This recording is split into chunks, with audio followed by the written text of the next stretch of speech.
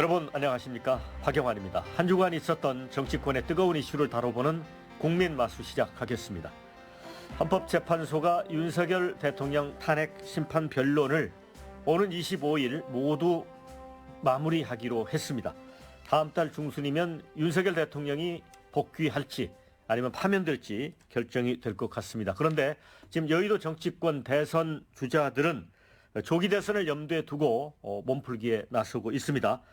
오늘 마수 두 분과 이야기 나누도록 하겠습니다. 먼저 국민의힘 윤희석 대변인 나오셨고요. 네. 반갑습니다. 여기에 맞서 민주당 김한규 의원입니다. 어서 오십시오. 네, 안녕하십니까. 네. 자, 그러면은 마수 첫 번째 주제로 가겠습니다.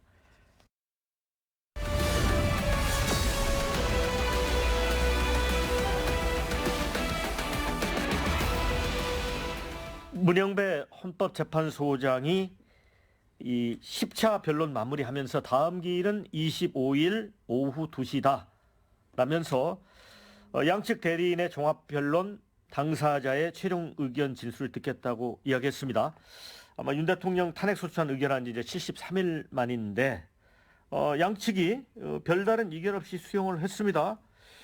자, 이제 결론이 날 것 같습니다. 그런데 윤석열 대통령은 지난 목요일 열린 10차 탄핵 심판에서 내란 공작을 주장하면서 대통령직에 복귀하겠다 이렇게 이야기했습니다. 네. 윤희석 대변인 어떻게 보셨어요? 예, 이제 탄핵 심판이 거의 막바지에 달했기 때문에 이제 양측에서 예상하는 뭐 결론과 관련한 언급들이 좀 나오는 걸로 보입니다. 윤 대통령 또는 윤 대통령 측은 이번 심판 과정을 통해서 파면까지 이를 정도로 한 일은 없다. 그래서 헌재를 설득하는데 아마 성공했다고 판단할 수가 있어요. 그렇기 때문에 그렇게 되면 이제 복귀죠. 그래서 복귀해서 다시 직무를 하고 그러기 때문에 의지를 밝힌 걸로 보이는데 11번 하게 되지 않습니까? 25일까지 하게 되면 약간 뭐 빠르다면 빠를 수도 있겠지만 그래도 충분히 심리가 이루어지는 과정이었다고 평가합니다. 어떻게 보세요? 뭐 탄핵 공작이라고 표현한 부분에 대해서. 네. 재판관들이 그런 표현에 신경 쓰지 않고 결국 개별 증언들의 신빙성 이런 부분을 제대로 판단할 거라고 보고요. 이분들이 검찰에서 이미 한 진술이 있고 수사기관에서 그리고 또 반대 신문을 통해서 그 진술의 신빙성에 대해서 헌재에서 충분히 대통령 변호인 측에서도 다툴 수 있는 기회가 있었기 때문에 헌법재판관들이 제가 봤을 때 그런 정치적 주장에 넘어가지는 않을 거라고 생각하고요. 저는 25일까지 이번에 진행되는 변론들이 사실 상당히 예상보다 길었다고 생각해요. 그러니까 변론 기회도 충분히 줬다고 생각하고 증인들도 약간 중복되는 증인 내지는 굳이 불필요한 증인이라고 생각되는 분들까지도 다 이제 수용을 해주신 거 보면 헌법재판관들은 최대한 결론에 대해서 문제 제기가 없도록 절차적 정당성을 확보하려는 노력을 했다라고 보이는데요. 뭐 다행히 25일까지 결과가 나오면 대통령 측에서도 승복한다고 말씀을 하셨기 때문에 반드시 그 이후에 인용이든 뭐 기각 결정이든 양측이 다 따르는 그런 헌법을 준수하는 모습을 보일 수 있었으면 좋겠습니다. 근데 윤 대통령 측은 이 홍장원 전 국정원 1차장의 이른바 메모, 정치인 체포 대상 정치인 명단이잖아요. 그것 관련해서 굉장히 이제 불쾌하다는 입장이기도 하고 그 사실관계에 대해서는 그 아니라고 생각하는 것 같거든요. 이거 어떻게 보세요? 일단 이제 홍장원 전 차장에 대해서 2번씩이나 증인으로 불러서 윤 대통령 측이 이렇게 집착을 하는 이유는 단순하게 그 메모 관련한 어떤 증언을 할 수 있는 사람이라는 거에 더해서 그 메모를 한 이후에 민주당 측 국회의원들과의 소통 과정이 자칫 계엄 상황을 내란죄라는 프레임으로 바꿔버리는 그런 큰 역할을 했다고 보기 때문입니다.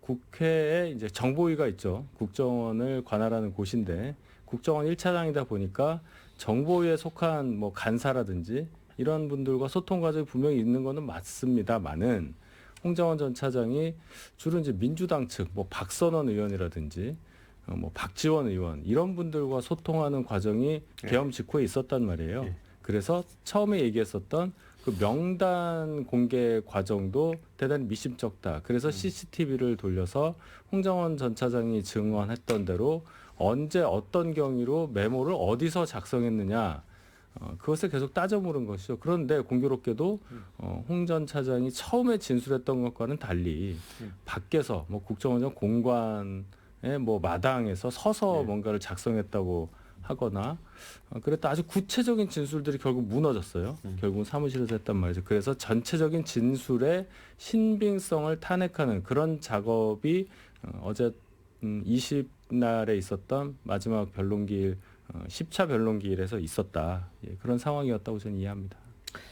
그래서 이제 대통령 측은 홍장원 국정원 1차장이 해임되니까 탄핵 공작까지 벌였다. 이런 표현까지 했단 말이죠. 그런데 자, 이런 주장이 헌재 결정에 어느 정도 영향을 줄까요? 어떻게 보세요?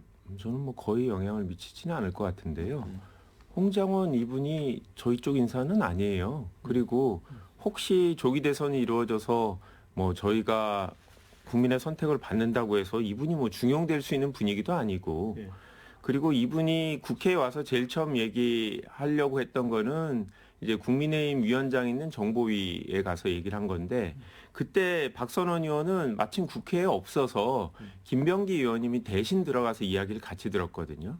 그러니까 만약에 저희랑 별도로 얘기가 돼서 이런 진술을 저희한테 유리하게 하려고 했으면 오히려 저희 쪽하고 다 협의가 된 상태에서 왔을 텐데 이분은 본인의 위치를 알기 때문에 오히려 국민의힘 소속 정보위원장한테 보고를 하려고 했던 거고요. 그리고 무엇보다도 이 홍장원이라는 분의 진술이 제가 봤을 때 그리 중요하지가 않아요. 왜냐하면 이분이 대통령한테 직접 들은 얘기는 방첩사를 도와달라는 것뿐이지 구체적으로 누구누구를 체포하라는 거는 대통령한테 들은 게 아니거든요. 나는 여인영 사령관한테 그렇죠. 사령관한테 들은 거라서 이 부분은 대통령한테 직접 들었다라고 하는 분이 벌써 여러 명 진술을 했기 때문에 제가 봤을 때 대통령의 그 탄핵 여부를 결정하는데 아주 중요하지 않다. 그런데도 불구하고 왜 이렇게 집착을 할까요? 왜냐하면 중요한 진술을 한 분들, 대통령한테 직접 들었다고 한 분들을 탄핵할 방법이 없으니까요. 아하. 그분들에 대해서는 지금 달리 문제 제기를 할 방법이 없기 때문에 우회적으로 이렇게 한다는 거예요? 지금 가장 어떻게 보면 이제 정치적인 성향을 보이는 게 이제 국정원의 원장이나 차장 이런 분들이기 때문에 이분들이 이 홍장원 차장이 아마 뭐 정치적인 판단을 해서 이제 야당 쪽에 붙으려고 하는 거 아니냐 이런 프레임을 만드시려는 것 같아요. 이 사안을 보면 홍장원이란 분의 진술을 쭉 빼고 결정문을 쓰는데 아무런 지장이 없습니다. 그래서 제가 봤을 때 헌법재판소에서 이분을 2번이나 부르는 게 제가 봤을 땐 오히려 이상하다고 생각했는데 오히려 패착이었다고 보세요? 아니요. 그게 아니라 재판부에서는 제가 봤을 때 추가적인 질문을 직접 하지 않고 이런 부분을 보면 그냥 대통령 측에서 요청하니까 한 번 더 부르는 거지 헌법재판소에서 중요하다고 생각하지 않는다는 건 변론을 보면 충분히 짐작할 수 있습니다. 윤희석 대변인은 어떻게 생각해요? 뭐 그렇게 말씀하실 수도 있어요. 그러니까 홍장원 전 차장의 증언을 종합을 해보면 명단을 들은 사람은 여인영 사령관으로부터 들었고 대통령한테 들은 거는 싹 다 잡아들여 이거 아니겠습니까? 두 개가 합쳐져야 의미가 있는 건데 분명히 얘기했어요. 싹 다 잡아들일 목적어가 없었다. 그래서 말씀하신 대로 명단의 존재만 얘기한다면 다른 분들이 얘기하는 명단의 존재와 또 명단의 내용이 거의 유사하기 때문에 큰 의미는 없다. 다만 이제 이런 건 있죠. 윤 대통령이 명단을 얘기한 적이 있다라고 말한 사람은 없어요. 체포 지시를 받았냐 안 받았냐의 여부죠. 그래서 명단이 어디서 나왔냐. 그래서 그 명단이라는 게 체포인지 체포 대상인지 위치 추적 대상인지 뭐 식사 초대 명단인지 그걸 모르는 겁니다. 그러니까 계엄 상황에서 동향을 파악하라는 의도였다라는 그게 윤 얘기를 하지 않았나요? 대통령의 주장이죠. 그러니까 싹 다 잡아들여와 홍장원 전 차장이 들었다는 명단과의 연관성은 없다고 지금 윤 대통령은 주장하는 거죠. 예, 지금 그런 상황입니다. 네, 그거는 뭐 말씀하신 대로 이제 그런 점에 홍장원 차장의 진술이 의미가 있을 수도 있고요. 그런데 이미 다른 분들이 한 얘기에 대해서 헌재에서도 다시 한번 물었고 본인들은 이거를 체포라는 의미로 이해했다라거나 아니면 또 이제 직접 대통령한테 들은 사람을 통해서 다시 지시를 받은 분들이 체포하라는 명확한 지시를 받았기 때문에 이 대통령과 직접 통화한 사람의 내용을 지금 뭐 다시 녹음해서 확인할 수 있는 녹음 파일이 있어서 확인할 방법이 없기 때문에 판결에서는 그 뒤에 다시 진행된 행위들을 토대로 당시에 어떤 얘기를 했다라는 거를 이제 재구성하는 거기 때문에 제가 봤을 때 뭐 누구를 체포하라고 했다라는 부분은 충분히 사실관계 인정될 것 같고 전체적으로 불법 계엄이냐라는 부분에 있어서 사실 그렇게 또 중요한 부분은 아니라서요. 예, 그거는 어떻게 보면 내란죄를 인정하는 데 있어서는 형사사건에서 오히려 더 중요한 증거가 될 것 같다. 중요한 이슈가 될 것 같다. 그런 생각입니다. 이제 앞서 이제 노무현 박근혜 이제 두 분 전직 대통령에 대한 이제 헌재 판결이 있었잖아요. 근데 노무현 전 대통령 경우는 위헌 위법이 있었지만 중대성 부분에서 이제 각하가 된 거고 박근혜 대통령은 이제 파면 결정이 난 거예요. 그런데 이제 한덕수 총리를 불러서 이제 비상계엄 직전에 있었던 국무회의 그거 관련해서도 의견을 물었습니다. 이게 통상적인 절차가 따랐느냐 아니면 흠결이 있었느냐 요 부분과 관련해서 이것도 굉장히 중요할까요? 어떻게 볼까요? 그렇죠. 절차적으로 예. 계엄 전에는 국무회에서 심의를 거쳐서 그 결과 통지를 해야 되는 거잖아요. 계엄령을 발동했다는 그 과정이 앞에 있어야 되는데 한덕수 총리 계엄령이 실행됨에 있어서 국방부 장관 또는 행안부 장관이 건의를 총리한테 해서 총리를 통해서 대통령한테 가는 과정이 있어야 하는 그래서 중요한 분인데 여타 국무위원 중에서도 이분이 이제 국회에서도 절차적 흠결이 있는 것으로 자기는 생각한다. 간담회 정도로 생각했다. 이런 얘기를 했고 거기에 대해서 조금 더 물어서 그렇지 않다는 이상민 전 장관의 답변과 유사한 증언을 듣기 위해서라도 윤 대통령 측이 한덕수 총리를 부른 거 아니겠어요? 근데 어제 한덕수 총리의 대심 판정에서의 증언도 국회에서의 증언과 별반 다르지 않았다고 생각합니다. 끝까지 양쪽에서 다 물었는데 흠결이 있었다는 주장이 바뀐 걸로 들리지는 않아요. 물론 실체적인 판단, 형식적으로 또 이 국무회의 실질을 갖췄느냐 여부에 대해서 국민과 이 법관들이 재판관이 판단할 문제다 이렇게 비껴가긴 했지만 적어도 총리 입장에서 볼 때 정상적인 국무회의가 이루어지지 않았다는 주장을 철회한 걸로 보이지는 않습니다. 이 부분도 헌재 심판 과정에서 아주 중요하게 작용하리라고 생각합니다. 네, 뭐 저도 같은 의견이고요. 이 당시 국무위원들이 참석하고 나서 이게 회의였다라고 생각한 분들이 거의 없었어요. 회의인지도 모르고 다 반대했다고 주장을 아니 하잖아요. 반대도 뭐 본인들이 그거는 반대했다라는 이제 증거가 없으니까 구두로 반대했다라고 얘기를 했는데 막상 회의 때 대통령한테 반대한 분은 없어요. 보통 본인들끼리 모여서 이제 국무총리 앞에서 반대 의견을 냈고 근데 대통령은 들어왔다가 5분 만에 나가셨기 때문에 막상 디테일하게 물어보면 대통령한테 직접 의견을 제시할 기회도 없었던 것 같아요. 그리고 이게 뭐 김용현, 이성민 두 장관을 제외하고는 나머지 분들은 전부 다 국무회의라고 할 수 없다라고 얘기를 했기 때문에 뭐 절차적인 흠결은 이게 다수결은 아닙니다만 기본적으로 한덕수 총리와 최상목 이 중요한 총리와 부총리가 이 부분에 대해서 전혀 국무회의라고 인정하지 않고 있기 때문에 헌재도 제가 봤을 때 절차적 흠결이 크다라고 볼 가능성이 높다 그렇게 봅니다. 이제 그 대통령은 이 계엄 선포 관련해서 이 평화적 계엄이었고 야당에 이제 경고를 주기 위한 계엄이었다라고 주장을 하잖아요. 윤희석 대변인. 네. 그래서 결국은 이거는 포고령 같은 걸 보면은 이제 헌법하고 맞지 않는 부분이 있긴 하나 이건 대통령의 어떤 통치권이다라고 주장을 하잖아요. 그 부분을 어떻게 볼까요? 그러니까 이제 여러 가지 윤 대통령 주장을 보면 수긍하는 것도 많아요. 처음에 저희가 계엄 발동되고 했을 때 상황과 비교해 볼 때는 이런 부분이 있구나 하는 것도 있는데 사실 제 입장에서도 포고령에 위헌적 사항이 담긴 것 제일 중요한 건 포고령 1호에 보면 정치활동 금지하잖아요. 그 헌법에는 그렇게 안 돼 있지 않습니까? 오히려 계엄 상황에서 국회의 권능을 더 보호하는 듯한 그런 규정이 있잖아요. 계엄 해제 의결권을 갖고 있다는 얘기입니다. 네. 그걸 어떻게 이해하느냐. 그래서 최초에 김용현 전 장관이 그 포고령을 만들었고 그 포고령을 만드는 과정에서 뭐 오류가 있었다 이런 식으로 이제 얘기를 했단 말이에요. 근데 그렇다 하더라도 대통령이 계엄령을 발동한 건데 그 내용의 하자에 대해서 다른 사람에게 돌릴 수 있느냐 여부가 있고 또 하나는 아무리 생각을 해봐도 계엄군이 국회 본청의 유리창을 깨고 진입하는 과정이 경고성 계엄이라는 것과 어떻게 맞을 수가 있겠느냐. 근데 그 답변 과정에서도 밖에 있는 시민과의 충돌을 막기 위해서 유리창을 깨고 진입을 했다는 얘기를 했는데 정혁식 재판관이 되물은 것과 마찬가지로 깨고 들어갔기 때문에 충돌이 있었지 않느냐. 이 질문에 대한 답은 듣지 못했습니다. 이 두 가지 사항은 윤 대통령 쪽에서 헌재를 설득하는 데 성공했느냐. 저는 그 부분에 좀 의구심을 갖는 그런 상황입니다. 더 보탤 말이 없을 정도로 정확하게 이제 말씀해 주시고 계신데요. 헌재에서 현장 검증을 안 했는데 국회에서는 지금 깨진 문이나 유리창을 그대로 놔두고 있거든요.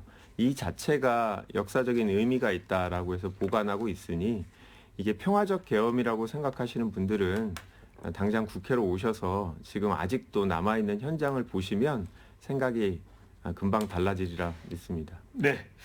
자, 두 번째 주제로 건너가겠습니다.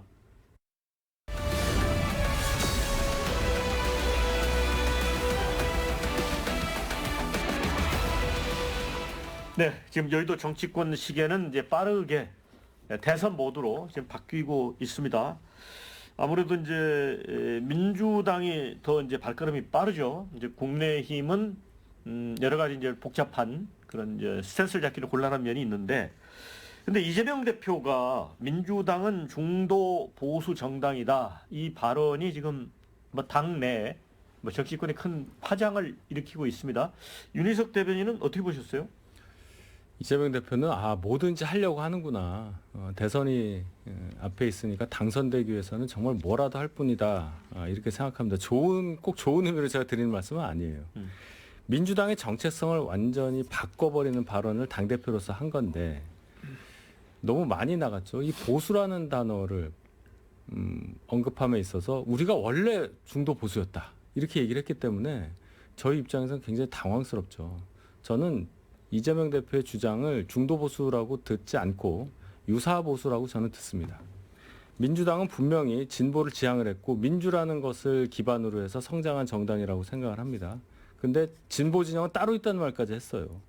그러면 저희가 방송을 할 때도 보수 진영과 진보 진영 이렇게 패널로 나뉘어서 얘기한다 이렇게 다 소개를 하는 건데 지금 제 앞에 계신 분은 어느 진영 분이고 어느 당의 분인지 제가 헷갈리는 겁니다. 이런 얘기는 하시더라도 민주당의 정통성을 갖는 그런 경력을 가진 분으로서 하면 어느 정도 이해할 만도 합니다. 근데 이재명 대표가 민주당의 기반이라고 할 수 있는 가치, 민주와 연관되는 본인의 경력이 있느냐. 예를 들어서 학생운동을 통해서 젊은 날 민주 가치를 지키기 위해서 활동했던 전력이 있느냐. 이게 없는 상황에서 성남시장을 거쳐서 결국 당의 본류가 된 분이에요. 민주당 정통 지지자들, 구성원들 사이에서는 이재명 대표가 정말로 민주당의 정통성을 잇는 그런 분이냐는 것에 대해서 어느 정도 의구심을 갖고 있는 상황에서 당 정체성, 몇십 년 된 민주당의 이 정통성을 훼손할 수도 있는 발언을 했다는 점에서 아마 매우 유감스럽게 생각하지 않을까 이렇게 봅니다. 그렇다 보니까 이제 국민의힘의 김기현 의원 같은 경우는 이재명 대표가 이제 중도 보수 호소인 아니냐, 호소인 그러면서 국민의힘의 입당을 제안하기도 했습니다. 아니 김기현 대표가 중도 보수는 아니잖아요.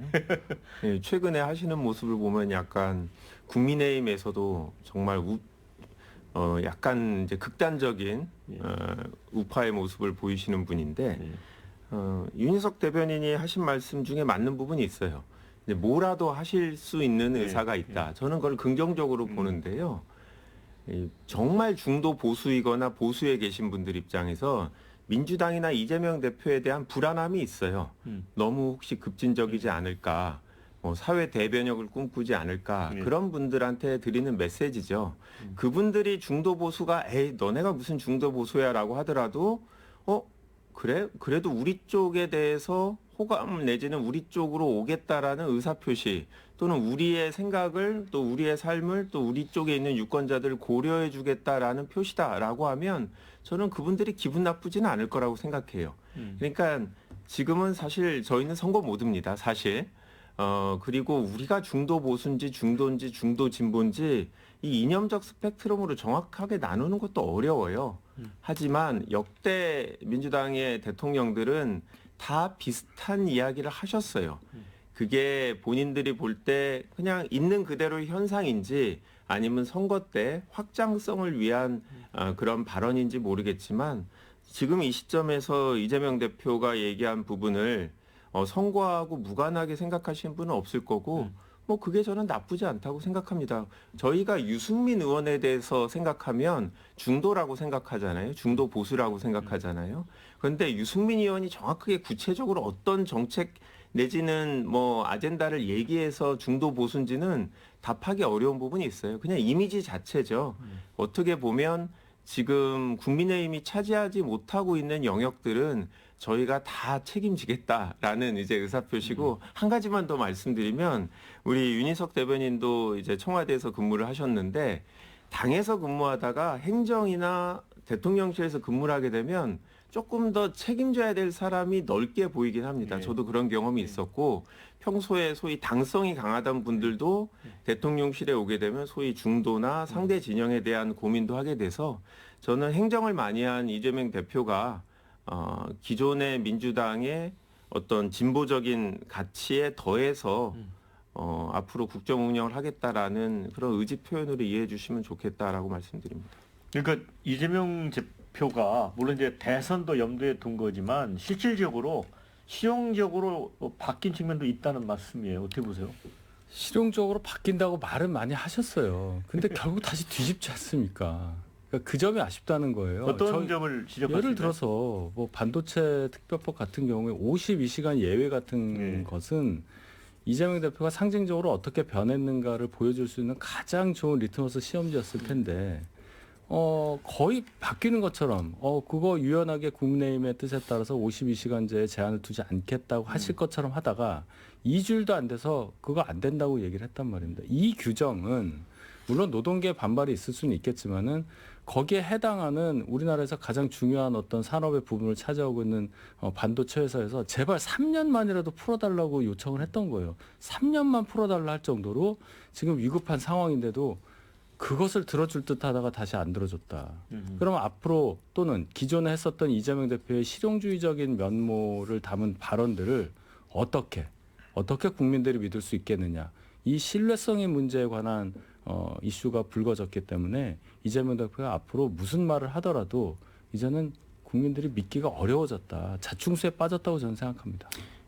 좀 세부적인 이슈인데 52시간제 논란 잠깐만 말씀드리면 저희가 국회 이제 산중에 있다 보니까 정확히는 지금 52시간제가 아니라 64시간제입니다. 현재 64시간까지 일할 수 있고 삼성전자는 최근에 64시간 근무하게 하는 이 협약들을 그 근로자 단체랑 맺고 또 노동부의 허가를 얻어서 그렇게 했어요.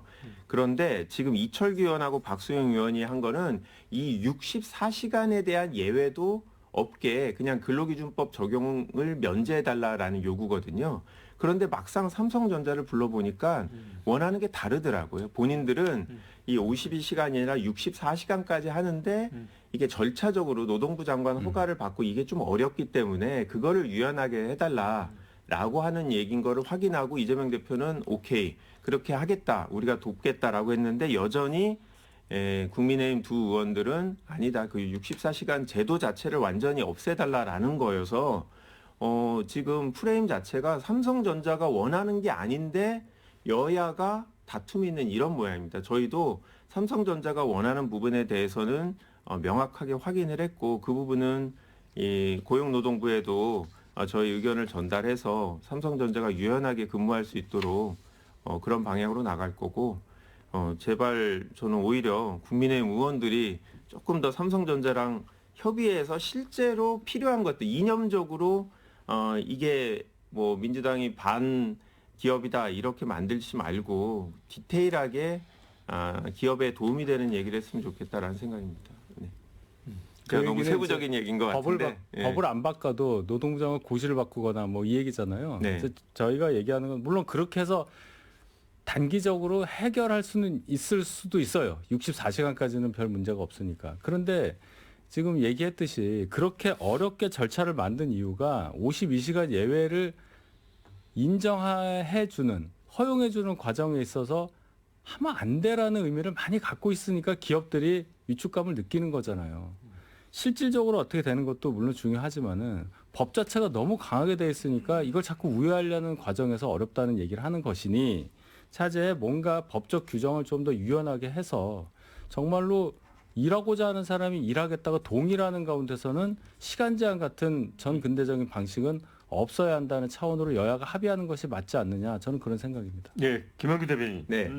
이재명 대표 이제 중도 보수 발언 관련해서 민주당 당 강령에 보면 중산층과 이제 서민을 대변하는 그 계층의 정체성이랄까요? 이걸 명확히 하고 있어서 김부겸 전 총리 같은 경우도 월권이다. 이 당의 정체성을 이렇게 혼자 이렇게 하루아침에 규정하는 게 맞느냐라는 당내에 좀 목소리도 있는 것 같습니다. 네, 뭐 이견이 있는 분들이 있어요. 그런데 지금 저희가 의원이 170명이나 있다 보니까 만약에 이념적으로 얘기하면 정말 다양한 분들이 있어요. 보수에 가까운 분도 있고 아주 이제 진보적인 이야기를 하신 분도 있고 방향성에 대해서는 항상 선거 때마다 소위 말하는 뭐 그런 방향성에 대한 강한 논쟁들을 합니다. 여전히 좀 더 당이 진보적으로 가야 된다라는 분들도 많이 있는데 현상으로 볼 때 우리 당이 그렇게 이제 사회 대변역을 꿈꾸고 있느냐. 어떻게 보면 예전과 달리 사회가 어느 정도로 안정돼 있고 자유시장 경제 체제하에서 민주주의를 수호한다라는 기본 우리 원칙대로 국가가 운영만 되면 급진적으로 사회를 바꿀 필요 없이 점진적 개혁이면 충분하지 않겠냐라고 지금 당이 사실 운영되었던 건 맞거든요. 그래서 현실적으로 지금 보기에 중도 내지 중도 보수 성향이 있다라는 거지 우리가 무슨 이제 사회 변화에 대해서 두려워하거나 서민과 중산층의 보호 이런 가치를 버리자는 얘기는 아니니까 제가 봤을 때 선거까지 계속 이런 논쟁은 있을 것 같고 저는 뭐 당의 방향성에 관한 얘기라 긍정적인 면이 있다고 생각합니다. 그런 부분은 어떻게 생각해요? 뭐 일부 언론 보도를 보면 이제 심상정이나 이제 조국 같은 분이 없기 때문에 이재명 대표가 마음 놓고 우클릭을 한다. 그러면 진보당을 이제 무시하는 얘기인데 진보당에도 네. 지금 독자적인 아마 대선 후보를 내려고 하는 거고요. 말씀하신 대로 민주당이 어떻게 보면 이념적으로 왼쪽까지도 상당히 커버해온 건 사실입니다. 그런데 오히려 민주당에 이런저런 요구를 하는 거는 이 진보 단체들이거든요. 네. 지금 그 윤석열 대통령 탄핵 집회를 주도하는 분들도 주로 민주노총과 진보당이고 이분들은 오히려 민주당이 본인들이 생각할 때 너무 이제 사회 변화를 위한 구조적인 어떤 방안을 제안하지 않고 그냥 사소한 부분만 변화한다고 해서 저희는 양쪽 다 의견을 받아들이려고 노력하지 그쪽은 가만히 놔둬도 알아서 저희를 뽑는다 생각하지는 않습니다. 네, 자 우리 윤희석 대변인께는 이제 네. 친명 좌장인 정성호 의원이 중도 보수 대연합까지 이제 꺼냈습니다. 그래서 한동훈, 유승민, 이준석도 우리랑 같이 하자라고 제안을 했어요. 다만 이낙연 전 총리는 빼고 이런 얘기를 했습니다. 근데 이제 김대중 대통령도 사실은 김종필, 박태준, DJT 연대를 만들어서 집권을 했거든요. 근데 국힘 입장에서는 좀 긴장해야 되는 거 아닙니까? 이것은 그때하고 상황이 다르죠. 당시 달라요? 김대중 전 대통령의 정치적인 위상과 정치의 폭 그것을 지금 이재명 대표 쪽과 비교를 한다는 것은 민주당 입장에서도 별로 달갑지는 않을 걸로 보입니다. 이거 뭐 이재명 대표 폄훼하는 게 아니에요. 정치 역정이 워낙 달랐기 때문입니다. 중도 보수 대연합을 만들자 하는 말을 이재명 대표 쪽에서 얘기했다는 게 아까도 말씀드렸지만 언어 도단이라고 봐요. 언제 보수인 적이 있었나요? 보수라는 단어를 본인들의 정체성과 관련한 설명에 썼던 적이 있었냔 말입니다. 물론 DJ-T 연합 했으니까 연합이니까 그렇게 된 거죠. 그러니까 보수라는 단어를 그렇게 함부로 쓰게 되면은 그동안 민주당이 커버해왔다고 자부하고 있는 왼쪽에 계신 분들의 이탈을 막을 수가 없을 거다. 이건 단순한 언어 유희가 아니라 정책성에 관한 문제이기 때문에 그분들 입장에서는 저희를 지지하지 않더라도 투표를 안 할 가능성이 있다. 이런 말씀을 저는 드립니다.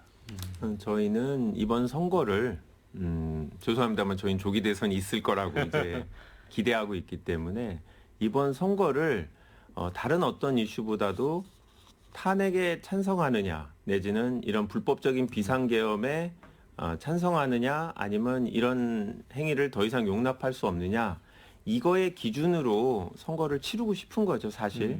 그러다 보니 이 지금 소위 저희가 봤을 땐 극우에 가까운 분들하고는 함께할 수는 없고 이 한동훈 대표라든지 유승민 의원이라든지 이런 분들은 계엄에 이제 명확하게 반대 의사를 표시했기 때문에 이런 분들과는 기본적으로 우리 사회 약속을 지키자라는 이런 원칙이나 태도 면에서는 동일해서 함께하고 싶은 거죠. 근데 현실적으로 DJP 연합처럼 이 김종필 당시 대표가 뭐 이해창 당시 대표하고는 당이 달랐기 때문에 그런 DJP 연합이 가능한 좀 환경이었는데 지금은 사실 국민의힘이 분당하지 않는 이상 쉽지는 않죠. 하지만 정치인들이 아니라 지지자분들은 만약에 이제 한동훈 대표가 만약에 국민의힘의 대선 후보가 되지 못한다면 그분들이 그 지지자들이 과연 이 윤석열 대통령을 추종하는 이런 다른 후보를 뽑을 것이냐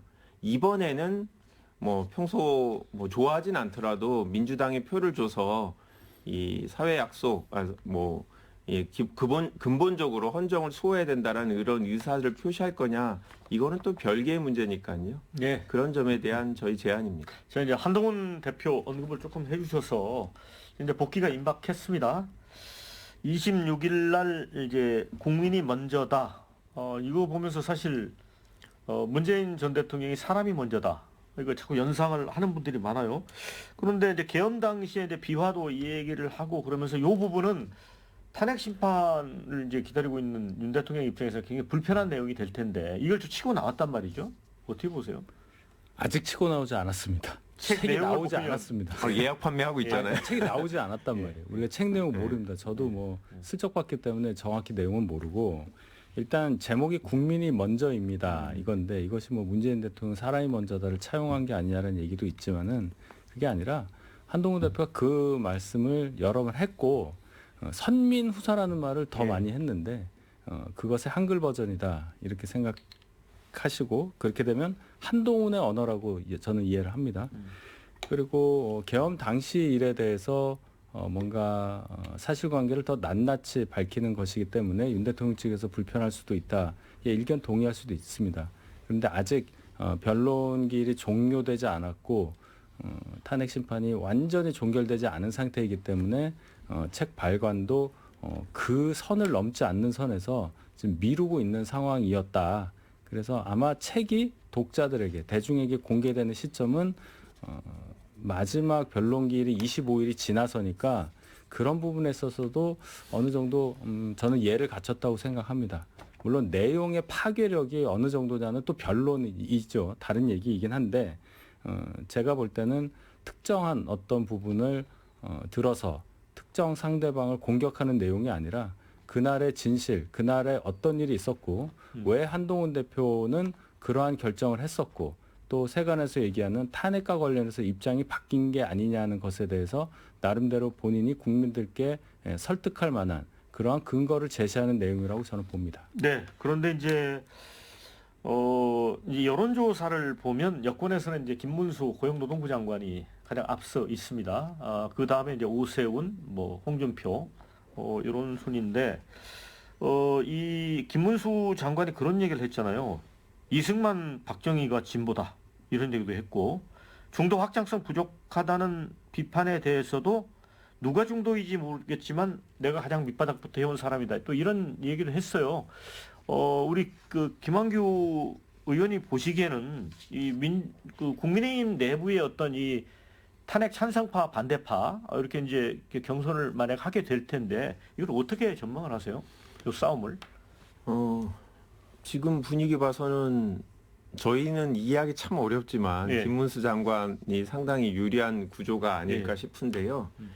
그래도 저는 국민의힘이 이제 정상적인 판단을 한다면 오히려 지금은 밖에 있는 한동훈 대표에게 기회를 주지 않을까. 그게 이번 대선에서 혹시 국민의힘이 지더라도 미래를 위해서는 또 장기적으로 국민의 지지를 받고 다음 지방선거 총선을 위해서는 제가 봤을 때 그런 전략적 선택을 하지 않을까라고 걱정을 하고 있습니다. 왜냐하면 저희가 봤을 땐 김문수 장관이 후보가 되면 오케이라 말씀이죠? 아니 뭐 오케이라기보다 어느 분이든 다들 다 이제 정치 경험이 풍부하신 분들인데 아무래도 선거는 자기 당의 지지자가 아닌 다른 분들까지 공감할 수 있는 이야기를 하느냐의 문제인데 김문수 장관이 서민과 약자를 위해서 일했던 건 정치권에 들어오기 전에 얘기인 거죠.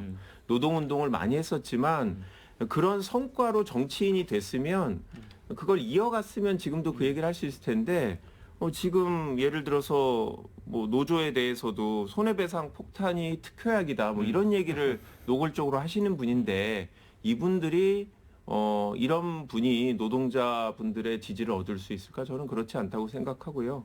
한동훈 대표가 지금 책을 내는 내용들을 보면 약간 기존의 이제 민주당 지지자들의 정서에 맞고 지금 출판사도 그렇죠. 지금 특정 출판사인데 네. 그냥 민주당 정치인들이 다 주로 책을 내는 출판사거든요. 그래서 제가 봤을 땐 오히려 좀 확장성을 고려해서 이런 행보를 하는 게 아닌가라는 생각이 드는데요. 저는 당연히 이번 조기 대선에서는 저희 당이 새롭게 국정 운영을 할 수 있는 기회를 가져야 된다고 생각하지만 우리 사회 정치 발전을 위해서 제가 뭐 완벽하게 뭐 좋아하진 않지만 그래도 김문수보다는 한동훈 대표가 되는 게 바람직하고 저는 보수가 그런 약간 전략적인 판단을 하지 않을까 그런 우려를 갖고 있습니다. 네. 제가 출판사 얘기 좀 드려야 되겠는데 확장하기 위해서 출판사를 민주당 분들이 많이 책을 냈던 출판사를 절대 그게 아니고 그 출판사에 박형준 시장이라든지 부산시장이라든지 조은희 의원, 뭐 조선일보 기자들, 정의와 국회의장 이런 분들도 책을 출판을 했어요. 그러니까 뭐 그 출판사가 민주당 계열 분들만 주로 이용하는 출판사다 그런 식으로 말씀하시는 거는 사실관계가 다르다는 말씀 드리고 김문수 장관 같은 경우에 그럼 갑자기 이렇게 뜬 이유가 뭐냐. 제가 볼 때는 윤 대통령 탄핵이 진행되는 과정에서 윤 대통령을 대체하고자 하는 윤 대통령에 대한 어떤 아쉬운 마음, 지키고자 하는 마음이 그대로 김문수 장관, 현 내각의 구성원이 김문수 장관에게 투사된 게 아니냐 이렇게 봅니다. 그분조차도 본인도 이렇게까지 지지율이 나오는 상황을 이해를 못하겠다고 말씀하셨기 때문에 그래서 이 상황이 만약에 탄핵이 이용될 경우에 저는 많이 바뀔 수 있다고 생각합니다. 기준점이 바뀌기 때문이에요. 저희 당 얘기를 하는 겁니다. 그래서 조기 대선이 만약 있을 경우에 어떤 분이 저희 당의 대선 후보 레이스에서 유리할지 여부는 지금으로서는 알 수 없다. 그런데 많이들 준비하고 계신다. 이 정도로 정리하고 싶습니다. 저도 뭐 공감하는 부분인데 지금은 탄핵 심판이 진행 중이라서 윤석열 대통령을 지키려는 보수층들이 많은데 막상 헌재의 결정이 되면 그분들도 뭐 이제는 따라야 되고 대선 준비를 해야겠다라고 생각하면 윤석열 대통령이 저는 잊혀질 거라고 봅니다. 박근혜 전 대통령이 탄핵 심판 이후에 형사사건에 대해서는 국민들의 관심이 확연히 떨어졌거든요. 그러다 보면 김문수 장관에 대한 지지도 따라서 많이 약해지지 않을까 뭐 그렇게 보고 있습니다. 그래서 이제 그 여권 내부에서는 저희가 이제 오세훈 시장 얘기를 안 했는데 이 이준석 의원하고의 어떤 개인적 친분이라든가 서울시장 선거 과정에서 인연 뭐 이런 것 때문에 오히려 오세훈 카드가 이재명 어떤 후보의 맞상대로 최적이 아니냐라는 얘기도 있더라고요. 예, 당내에서 그렇게 예. 보시는 분들이 많죠. 예. 어느 정도 오세훈 시장이 당 지도부와 관계가 나쁘지 않고 또 많은 유력 주자들 중에서는 그래도 가장 중도 확정성이 크다고 인정받기 때문에 또 오세훈이라는 그 어떤 브랜드 파워가 상당하다 이렇게 볼 수가 있어요. 근데 여기서 중요한 거는 그럼 이재명 대표랑 딱 두 분을 놨을 때 이재명을 상대해서 이길 수 있는 파괴력이 있느냐. 그만큼 좀 더 선명한 메시지를 발산하는 그런 정치인이냐에 대한 판단은 또 별개라고 생각을 합니다. 선거는 여론조사와 다르기 때문이라고 저는 생각을 하는 건데 그런 차원에서 보면 오세훈 시장이 아직 명시적으로 출마 의사를 밝힐 단계가 아니어서 아직 그 말씀을 안 하시는 걸로 보는데 만약에 조기 대선이 가시화됐을 경우에 어떤 선명한 메시지를 들고 보수 가치를 지키면서 확장성을 이룰 수 있느냐 이 부분을 봐야 합니다. 물론 오 시장 앞에는 또 그럼 서울시장을 중도 사퇴해야 되는 문제가 있어요. 두 번째 중도 사퇴가 되는 겁니다. 그러면 오 시장 입장에서는 후임을 또 국민의힘이 가져갈 수 있는 상황을 만들어 놓고 나와야 한다는 부담이 있고 두 번째 중도 사퇴라는 또 비난도 있을 수 있고 이런 정치적인 것 또 명태균 이슈와 뭐 정말로 관련이 없느냐 이걸 또 해명해야 되는 이슈가 있고 그렇게 또 녹록치 않은 상황이라고 보이네요. 뭐 저희도 이번 선거에서 이준석 개혁신당 의원의 그 행보도 의미가 있다고 생각하거든요.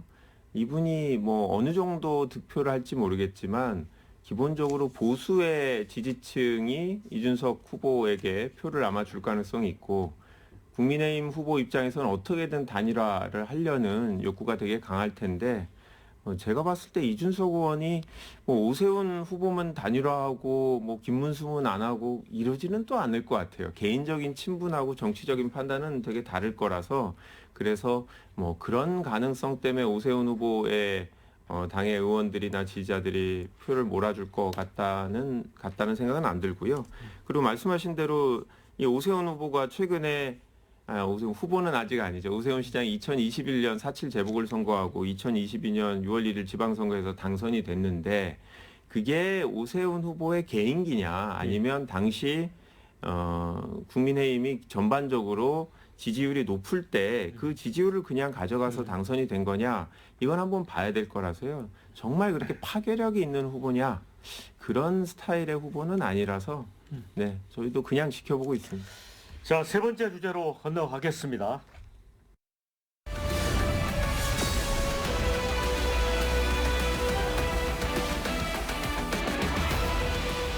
네, 지금 이제 탄핵 정국이기 때문에 민생 경제 이게 사실은 더 중요합니다. 그래서 여야정 대표가 한 자리에 모이는 첫 번째 국정협의회가 열렸습니다. 그런데 아무런 또 성과가 없었습니다. 이제 아쉬웠던 부분은 아까 앞서 우리 조금 얘기했지만 반도체 특별법 관련해서 주 52시간 근로 예외 조항 이제 국민의힘은 포함해서 한시적으로 3년간 이제 제한을 했고 그런데 이제 더불어민주당은 근로시간 문제는 추후 논의하고 여야 이견이 없는 지원 방안 위주로 특별법을 처리하자. 제가 볼 때 윤희석 대변인 이거 먼저 좀 처리해줘야 되는 거 아니에요? 지금 먼저 처리하자 하는 얘기는 지금 가장 그러니까 지원 분야부터 좀 합의를 그러니까 해주고. 첨예하게 대립하고 있는 그 52시간 문제 안 하겠다는 얘기로 들려요. 안 하겠다는 얘기. 이게 정치적인 선언적 의미가 굉장히 큰 겁니다. 그래서 민주당도 지금 물러설 수가 없는 거예요. 이게 그냥 민주당 52시간 예외 허용 이렇게 나가 버리면 그 정확한 내용이 전달되지 않은 상태에서는 아마도 왼쪽에 계신 분들의 표를 잃을 수 있다는 것 때문에 아마 그렇게 보입니다. 저희도 마찬가지예요. 그렇기 때문에 이것은 서로 어느 정도 타협할 수 있는 어떤 제3의 안을 가지고 얘기를 하든지 해야지 그거 빼고 합의된 것부터 하자?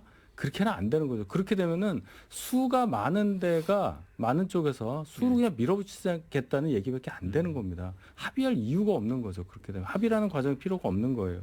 따라서 이 부분에 대해서만큼은 이재명 대표가 먼저 전략적인 입장을 내놨던 상황이기 때문에 거기에 따른 실천을 저희가 요구하는 거고 예산 관련해서도 윤 대통령 측에서 밝힌 개헌 발동 이후로도 볼 수 있는 이 올해 예산안에 대한 그 모욕적인 삭감 거기에 대해서 민주당이 이거 복원시켜야 한다고 생각을 합니다. 물론 그것 때문에 계엄이 됐고 그래서 책임을 묻는다 이런 뜻이 아니라 굉장히 제가 모욕이란 단어를 썼는데 한 번도 이런 식으로 삭감을 한 적이 없었던 전례 없는 아주 핀포인트 삭감이었다고 보거든요. 딱 집어서 윤 대통령이 생각한 역점 사업에 관련한 것만 빼고 특정 조직에 대한 특활비, 특경비를 빼고 이런 식으로 했었던 삭감을 원상복구하고 거기에 추가적으로 여야가 합의하고 있는 부분에 대한 추경이 이루어지기를 바랍니다. 이재명 대표가 이제 보수로의 확장 이걸 강조를 하시니까 이제 제가 반대로 좀 질문을 드리자면 주 52시간 근로 예외 조항 있잖아요. 네. 이거 좀 노조도 좀 설득을 하고 하면서 적극적으로 하면 어떨까요? 아니 노조를 설득할 수 있어요. 그런데 지금 국민의힘에서는 정치를 하고 있는 거지 이 반도체 산업계를 도우려고 하는 게 아닙니다. 왜냐하면 실제로 저희가 삼성전자하고 이렇게 만났는데 그쪽에서 예. 원하는 거랑 다르다니까요.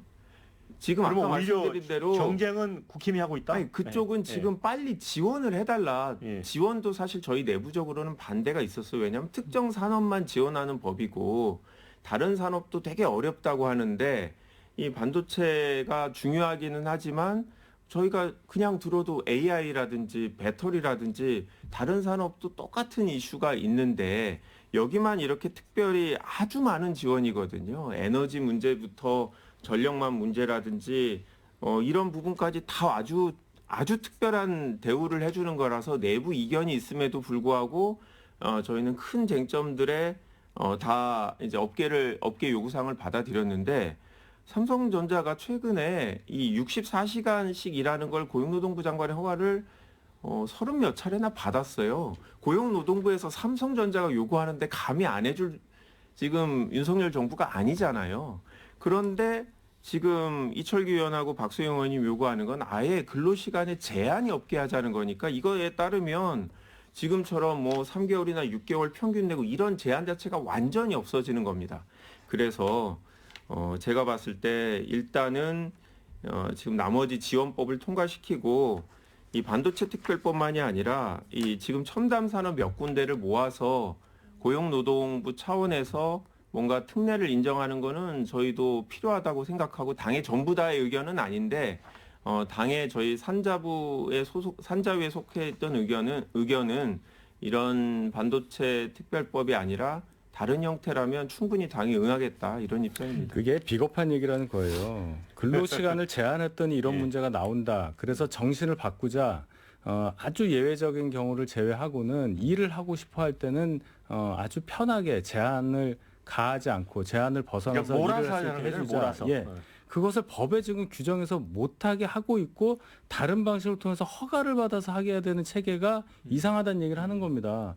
그런 정신에 합의를 한다면 굳이 52시간 예외를 인정하는 것에 대해서 이렇게 반대할 이유가 저는 없다고 봐요. 충분히 법 안에서 말씀하신 대로 어떤 체계가 완전히 깨진다든지 3개월 평균 내는 것이 무산된다든지 하는 걸 막으면 되는 건데 자꾸만 아니 노동부에서 해줄 테니까 왜 그 방법 쓰지 왜 자꾸 법을 건드리세요 하는 거는 방금 제가 말씀드렸던 52시간 예외 적용을 함에 있어서 정치적으로 노동계나 조금 더 진보적인 생각을 가졌다고 보는 분들의 이탈을 염려한 것이라고 이렇게 볼 수가 없는 거예요. 정치하고 있는 겁니다. 정책에서. 아니 저도 동의해요. 그래서 그런 식으로 협상하면 좋겠어요. 어떤 제안을.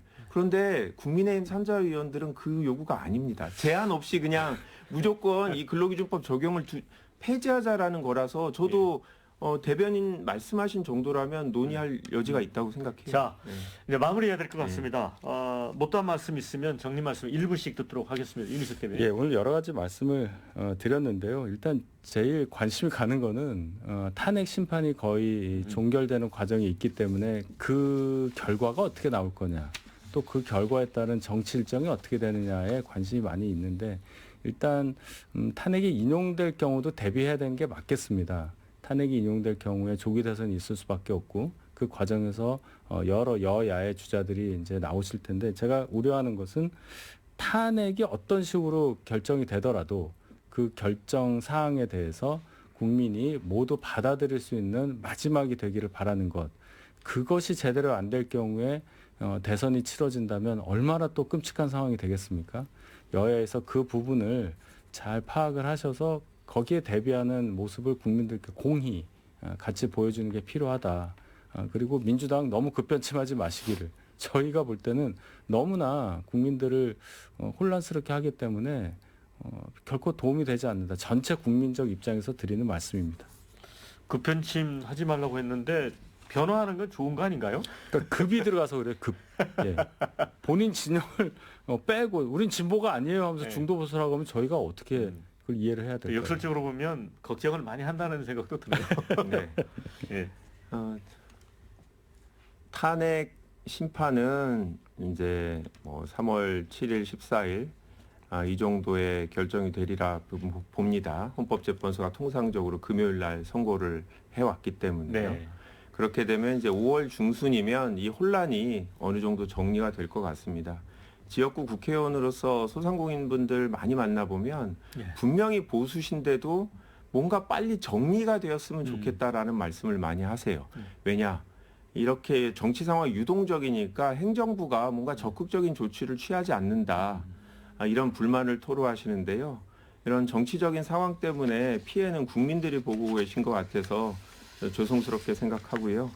5월이면 새로운 미래를 만들어갈 대통령을 뽑을 기회가 꼭 생겼으면 좋겠고 남은 60일간의 기간 동안 여야가 정말 제대로 미래에 대한 비전을 갖고 선의의 경쟁을 하는 시간이 왔으면 좋겠습니다. 네. 자, 두 분 수고 많으셨고요. 함께해 주신 여러분께도 감사의 말씀 드립니다. 저는 다음 주에 다시 찾아뵙겠습니다. 자, 수고하셨습니다. 수고하셨습니다.